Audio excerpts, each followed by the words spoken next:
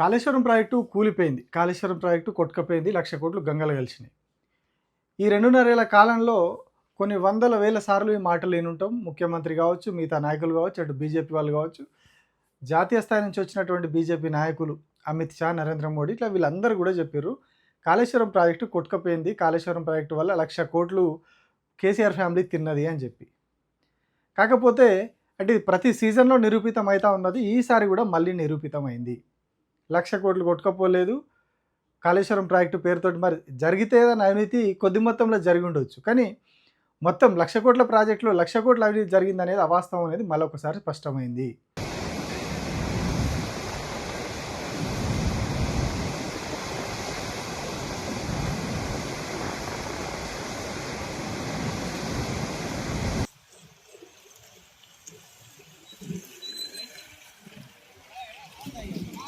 ఇవి నందిమేడారం, గాయత్రి పంప్ హౌజ్లు. ఇవి ఎప్పుడో తెలంగాణ రాకముందు కట్టినవి కాదు. దానికంటే ముందు నిజాం కాలంలో కట్టినవి కూడా కాదు. గత 10 ఏళ్ల కాలంలో కట్టినవి. అది కూడా కాళేశ్వరం ప్రాజెక్టులో భాగంగా కట్టినటువంటి 2 పంప్ హౌజ్లు ఇవి. ఈ పంప్ హౌజ్లు ఏం చేస్తాయి, ఎల్లంపల్లి నుండి నీళ్ళని తీసుకొచ్చి మిడ్ మానేర్లో పోస్తాయి. మిడ్ మానేర్ నుంచిగా మల్లన్న సాగర్, కొండపోచమ్మ సాగర్, ఈ మధ్యలో ఇంకున్నాయి కదా, రంగనాయక సాగర్, ఇవన్నీ ఉన్నాయి కదా. ఈ రిజర్వాయర్లు అన్నింటిలో నీళ్ళు నింపుకుంటా ఇప్పుడు రాష్ట్ర ప్రభుత్వం చేస్తున్న ప్రయత్నం ప్రకారం హైదరాబాద్ దాకా కూడా నీళ్ళు వస్తాయి మిడ్ మానేర్ దగ్గర నుంచి. అటు కిందకి లోయర్ మానేర్ డ్యామ్కి వెళ్తే లోయర్ మానేర్ డ్యామ్ నుంచి కాకతీయ కాలువ ద్వారా మహబూబాబాదు, వరంగల్, అట్లాగే సూర్యాపేట వరకు కూడా ఆ నీళ్లు పోతాయి. సో ఇప్పుడు ఆ పంపులు ఆన్ చేసిర్రు. ఆ పంపుల ద్వారానే నీళ్ళు ఎత్తిపోస్తూ ఉన్నారు. ఆ పంపులు స్టార్ట్ అయినాయి అంటే నెక్స్ట్ కాళేశ్వరం ప్రాజెక్టులో భాగంగా కట్టినటువంటి మిగతా పంపులన్నీ కూడా పనిచేస్తాయి. మిగతా పంపులు కావచ్చు, మిగతా టన్నెల్స్, మిగతా కాలువలు అవన్నీ కూడా నెక్స్ట్ స్టేజ్లో పనిచేసుకుంటూ పోతాయి. దాని ద్వారా నీళ్ళన్నీ కూడా హైదరాబాద్ దాకా వచ్చే అవకాశం ఉన్నది. ఇది కాళేశ్వరం ప్రాజెక్టులోని భాగం. కానీ మొన్నటి వరకు ఏం చెప్పారు, కాళేశ్వరం ప్రాజెక్టు కూలిపోయింది, కొట్టుకపోయింది, గంగలు కలిసింది, గోదావరిలో కలిసింది అన్నారు. కానీ 1,00,000 కోట్లు పోలేదు, కాళేశ్వరం ప్రాజెక్టు కొట్టుకపోలేదు. దెబ్బతిన్నది మేడిగడ్డ బ్యారేజ్ ఒకటి. ఆ బ్యారేజ్ కూడా రిపేర్లు చేయొచ్చు, నీళ్ళు ఎత్తిపోసుకునే విషయంలో మాకు ఇలాంటి అభ్యంతరం లేదు, ఆ నిర్ణయం తీసుకోవాల్సింది రాష్ట్ర ప్రభుత్వం అని చెప్పేసి ఎన్డీఎస్ఏ కూడా క్లియర్గా చెప్పింది ఒక లేఖ ద్వారా. సో ఇక్కడ ప్రభుత్వం మొత్తం ఎక్స్పోజ్ అయింది, ప్రభుత్వ తప్పిదాలు బయటపడ్డాయి. కానీ ఎక్కడ కూడా ప్రభుత్వం వెనక్కి తగ్గలేదు. ఒకవైపు ఎల్నినో అని చెప్పి అందరు భయపెడుతున్నా కూడా, ప్రపంచం అంతా అతలాకుతలం అవుతున్నా కూడా, ఇక్కడ మేము ఎల్నినో మీద సన్నద్ధత అని చెప్పి రాష్ట్ర ప్రభుత్వం కూడా రివ్యూ సమావేశాలు పెట్టినా కూడా ఎక్కడ కూడా నీళ్లు దిద్దాము, కన్నెపల్లి దగ్గర ఏదో ఒక ఉపాయం చేద్దాము, ఏదో ఒక ప్లాన్ చేసి అక్కడి నుంచి నీళ్ళు ఎత్తుదాము, ఎత్తి అన్నారంలో సుందిలిలో పోసి అక్కడి నుంచి ఎల్లంపల్లిలో పోస్తే ఎల్లంపల్లి నుంచి సాఫీగా మొత్తం మళ్ళీ రాష్ట్రం అంతా వెళ్ళిపోతాయి. ఈ ప్రయత్నం చేస్తే రాష్ట్రం బాగుపడుతుంది, రాష్ట్ర రైతులు బాగుపడతారు అని చెప్పి అందరు చెప్పారు. రిటైర్డ్ ఇంజనీర్లు చెప్పారు, వ్యవసాయ శాస్త్రవేత్తలు చెప్పారు, మేధావులు చెప్పారు, అందరు చెప్పారు. అందరిని చెప్తే అందరినీ ముఖ్యమంత్రి గదవాయించాడు, తీసుకుపోయి జైలు వేస్తా అన్నాడు రిటైర్డ్ ఇంజనీర్లను. మీకు ఏం తెలుసు అని చెప్పి రిటైర్డ్ ఇంజనీర్లకు ఏం తెలియదు అంటే తీసుకుపోయి జైలు వేస్తా అని చెప్పారు.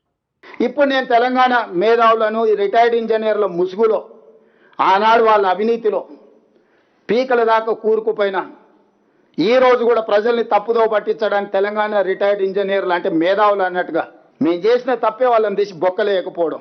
ఎందుకంటే దోపిడీలో వాళ్ళు కూడా భాగస్వాములు. ఇట్లాంటి తప్పుడు పనులు కేసీఆర్తో చేయించి కాంట్రాక్టర్ల దగ్గర కోట్ల రూపాయలు కొల్లగొట్టారు.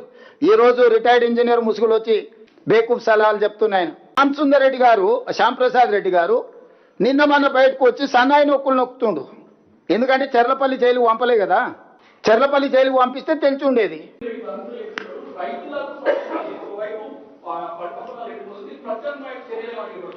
ఏమున్నది, వీళ్ళని కోసి రక్తం చల్లితే పంటల మీద అదే పండుతుంది. ఒకవైపు వేసిన పంటలు ఎండిపోయినాయి, నారుమడులు ఎండిపోయినాయి, అసలు కాలం అయితే లేదో తెలియదు, కాదనే చెప్తున్నారు శాస్త్రవేత్తలు. సో రైతులు చాలా ఆందోళన పడి ఆ పోసిన నారలు ఎండిపోయి, పత్తి గింజలు ఎండిపోయి, మొక్కజొన్న గింజలు ఎండికపోయి, పురుగుల మందు పిచికారి చేసే దాంతో నీళ్లు కొట్టినాయి, ట్యాంకర్లు తెచ్చి నార్మల్గా నీళ్లు పోసినాయి. ఇట్లాంటి చాలా జరిగినాయి. కొన్ని వందల సంఘటనలు ఈ రాష్ట్రంలో ఈ 2-3 నెలల నుంచి జరుగుతూ ఉన్నాయి. కానీ ఎక్కడ కూడా ప్రభుత్వం నీళ్ళు ఎత్తిపోసే ప్రసక్తే లేదు కన్నెపల్లి నుంచి అని చెప్పింది. గత నెలలో చాలా నీళ్లు పోయినాయి. అక్కడ ఒక దశలో 1,00,000 క్యూసెక్ల వాటర్ దాటింది. ఇప్పుడు మళ్ళీ ఎక్కువనే వరద వస్తూ ఉన్నది. సో ఇది అంతెందుకు చెప్తున్నా అంటే, ఇంత జరిగినా కూడా ప్రభుత్వం స్పందించలేదు. ఒకవైపు రాష్ట్రం అంతా తాగునీటి సమస్య వచ్చిందని చెప్పి ప్రభుత్వమే చెప్పింది, తాగునీళ్ళకి ఇబ్బంది అవుతుంది, అటు నుంచి మల్లన్న సాగర్ నుంచి ఇంకో దగ్గర నుంచి నీళ్లు తీసుకురావాలని చెప్పి రకరకాల ప్లాన్లు చేసారు. ఇవన్నీ జరిగినాయి.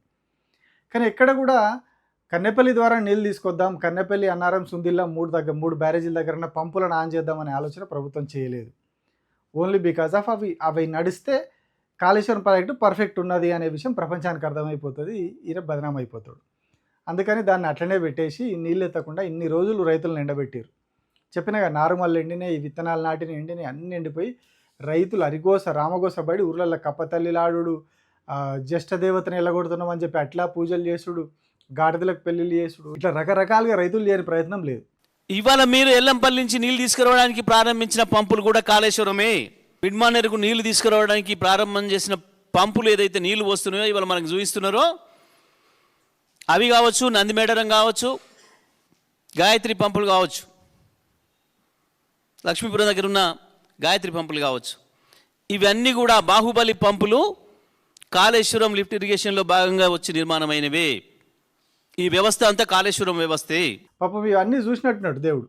వీళ్ళ కష్టాలు, రైతులు పడుతున్న ఇబ్బందులు, ఎండిపోతున్న పంటలు, రాష్ట్రాన్ని నడుపుతున్నటువంటి ప్రభుత్వం బండగుండ చేసుకొని ఎట్లా కూర్చున్నది, వాళ్ళ ఏడుపులు, రైతుల ఏడుపులు కూడా చూసుకుంటా కనీసం ఇంత కూడా గుండె కరగకుండా ఎట్లా అట్లనే కూర్చున్నది బండలాగా అని చెప్పి పాపం దేవునికే మనసు కరిగినట్టుంది. వర్షాలు స్టార్ట్ చేసాడు. ఉత్తర తెలంగాణలో బీభత్సంగా వర్షాలు పడుతున్నాయి. రోడ్లు కొట్టుకపోవడు, నిండిపోవడు, ఏది కాజువేలు ఉన్న కాడ మొత్తం క్లోజ్ అయిపోవడం, ఇట్లాంటి చాలా బీభత్సంగా ఉంది వర్ష బీభత్సం అటు సైడ్. అయితే ఏదో వేసిన విత్తనాలన్నా బాగుపడతాయేమో, కొద్ది వర్షాలు పడతాయని అనుకున్నారు. కానీ ఇప్పుడు ఏమైంది, భారీగా పడేసరికి ఆ ఏది ఇన్ని రోజులు కొన్ని నీళ్ళు అక్కడిక్కడ తెచ్చి ట్యాంకర్లతో తెచ్చి నీళ్ళు పోసినవి కూడా మొత్తం కొట్టుకపోయే పరిస్థితి అవుతున్నది. ఇదంతా ఎందుకు ఎక్స్ప్లెయిన్ చేసుకొచ్చినా అంటే, మన రాష్ట్ర ప్రభుత్వం క్రెడిట్ చోరీ, కాంగ్రెస్ క్రెడిట్ చోరీ ఎట్లుంటుందంటే, ఇప్పుడు వర్షాలు పడుతున్నాయి కూడా రేవంత్ రెడ్డి మంచి మనసు చూసి, రేవంత్ రెడ్డి గొప్పతనం చూసి వానదేవుడు కరుణించి వర్షాలు కురిపిస్తుండట. సోషల్ మీడియాలో ఒకటే పోస్టులు నాన్ స్టాప్గా మొత్తం వాళ్ళ హ్యాండిల్స్ అన్నీ ఇదే నడిపిస్తున్నాయి. ప్రతిపక్షాలు వర్షాలు పడొద్దని కోరుకున్నాయి, వర్షాలు పడొద్దు అని వాళ్ళు పూజలు చేసిరు, అది చేసిరు, ఇది చేసిరు. కానీ దేవుడు మీదిక్కున్నాడు, మీరు మీ మంచితనం మీదంతా చూసి దేవుడు మీకు వర్షాలు పడిపిస్తున్నాడు. రేవంత్ అన్న, ఇది నీ గొప్ప విజయము, నువ్వు దేవుని అని చెప్పి సోషల్ మీడియాలో పోస్టులు పెడుతున్నారు. సేమ్ ఇదే బీఆర్ఎస్ గవర్నమెంట్ ఉన్నప్పుడు మల్లారెడ్డి ఒక మాట అన్నాడు, వానదేవుడు మా పార్టీలో ఉన్నాడు అందుకే మస్తు వర్షాలు పడుతున్నాయి అని చెప్పి ఒక మాట అంటే బీభత్సమైన ట్రోలింగ్ చేసిర్రు ఆయన. బీభత్సమైన ట్రోలింగ్ అది ఇప్పటికి కూడా జరుగుతూ ఉంటుంది అనే విషయంలో. మరి ఇప్పుడు ఇదే పార్టీ కాంగ్రెస్ పార్టీ వాళ్ళు చేస్తూ ఏకంగా ముఖ్యమంత్రిని ఎప్పుడు దేవుని చేసిరు. వానదేవుడు అయిపోయింది ఆయన వల్లనే వర్షాలు పడుతున్నాయి, ఆయన మంచితనం వల్లే వర్షాలు పడుతున్నాయి అంటే. ఇప్పుడు అసలు దేశమంతా ప్రపంచమంతా తెలియనే ఉన్నా కానీ తెలంగాణలో పడుతున్నాయి అంటే దానికి కారణం కేవలం రేవంత్ రెడ్డి అని చెప్పి వాళ్ళు చెప్పుకుంటున్నారు. వీళ్ళు కరుణించలేదు, రాష్ట్ర ప్రభుత్వం కరుణించలేదు. అప్పుడే నీళ్ళెత్తిపోస్తే పంటలు ఇప్పటి వరకు ఒక దశకు వచ్చేటి, వరి పుట్ట దశకు వచ్చేది. కొంత ముందు వేసే వాళ్ళు ఉంటారు, అది పుట్ట దశకు వచ్చేది. ఇప్పుడు ఆగస్టులో కొందరు నాట్లు స్టార్ట్ చేస్తారు, వాళ్ళకి ఇప్పుడు కరెక్ట్గా నీళ్ళు ఉందో ఈ వర్షానికి. వాళ్ళు నార్మల్ అప్పుడు పోసుకునే వాళ్ళు ఆ నీళ్ళు ఎత్తిపోస్తే వచ్చే నీళ్ళతోని ఇప్పుడు ఈ పంట నాటేసుకునేవాళ్ళు. సో సమస్య ఉండకపోయేది. ఒకవేళ వేసిన పంట ఆల్రెడీ పుట్ట దశకు వచ్చి దానికి కూడా పెద్దగా ఇబ్బంది ఉండకపోయేది. కానీ ఇప్పుడు ఏమైంది, ఆ కొద్ది ఇప్పుడిప్పుడే ఆ నీళ్లు వీళ్ళు పోసి మొలకెత్తించుకున్న ఆ మొలకలు చిన్న మొలకలు వచ్చినాయి. ఆ మొలకలు అన్నీ ఇప్పుడు దీంతో ఆ బురదలనే మొత్తం కొట్టుకొని పోతాయి. ఇప్పుడు ఎట్లా పడ్డ వర్షం అంటే ఖచ్చితంగా వారం రోజుల దాకా తడారేది, వారం 10 రోజులు. ఆ తడారకపోయేసరికి అవన్నీ మురిగిపోతాయి. ఇంకొకటి వీళ్ళు ఏంటంటే వర్షాలు వచ్చినాయి అంతా అయిపోయింది అనుకుంటారు. కానీ ఇప్పుడు ఒకసారి పడిపోతే వర్షాలు మళ్ళీ ఎప్పుడు పడితే తెలియదు. ఎల్నినో ప్రభావం రాను ఇంకా పెరుగుతుందని చెప్తా ఉన్నారు. ఏడాదిన్నర పాటు దాని ప్రభావం ఉంటుంది అంటున్నారు. సో మరి యాసంగి వరకు పరిస్థితి ఏంది? ఇప్పుడు చెరువులు నిండిన నీళ్ళు అప్పటి వరకు పనికి వస్తాయా? ఇప్పుడు రిజర్వాయర్లు నిండినవి అన్నీ అప్పటిదాకా మనకు పనికి వస్తాయా లేదా అనేది కూడా చూసుకోవాలి ప్రభుత్వం. వర్షాలు పడంగానే మా వల్లనే పడ్డే వర్షాలని సంకలు గుద్దుకొని చల్లగా పడుకోకుండా యాసంగిలో కూడా ఇట్లాంటి పరిస్థితి వస్తే ఎట్లా? మొన్ననే ఇబ్బంది పడ్డా, మీరు 2 నెలలు రైతులు ఎంత తిప్పలు పడ్డారో చూసినాం. మరి నెక్స్ట్ ఏంది, యాసంగిలో కూడా వస్తే రైతులు మొత్తం పడావ పెట్టి ఉండాల్సి వస్తుంది ఇంట్లో. సో ఆ యాక్షన్ ప్లాన్ ఇప్పుడు తయారు చేయరు. వానాకాలం యాక్షన్ ప్లాన్ జూలైలో తయారు చేసినట్టు కాకుండా యాసంగి యాక్షన్ ప్లాను సెప్టెంబర్ మొదటి వారంలోనో, లేదంటే ఇంకా కొంచెం మీరు హుషారుతనం ఉంటే ఆగస్టు చివరికల్లా మీరు యాసంగి యాక్షన్ ప్లాన్ తయారు చేసుకొని నీళ్ళ పరిస్థితి ఏంది, విత్తనాల పరిస్థితి ఏంది, ఎరువుల పరిస్థితి ఏందో సెట్ చేసుకోరు. లేకుంటే మళ్ళీ ఇట్లనే రైతులను ఉసురు పోసుకుంటాం, మళ్ళీ ఇట్లనే తిప్పలు పెడతాం, మళ్ళీ ఇంత జరగగానే మేము జబ్బలు జరుచుకుంటాం అంటే ప్రజలు అన్నీ గమనిస్తున్నారు. అవన్నీ మీకే బ్యాక్ ఫైర్ అవుతాయి. సో ఇక మీ ఇష్టం. Thank you.